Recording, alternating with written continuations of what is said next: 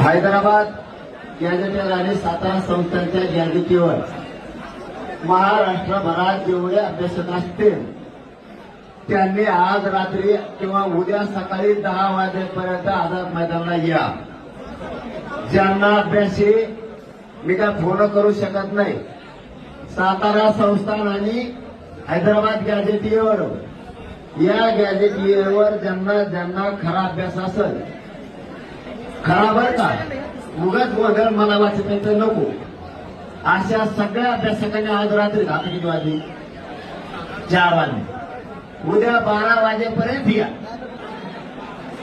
अभ्यासक तज्ञ असतील, मराठा आणि कुंभी एक हे याच्यावर आणि हैदराबाद सातारा गॅजेटवर त्यांनी 12 वाजेपर्यंत आझाद मैदानावर या.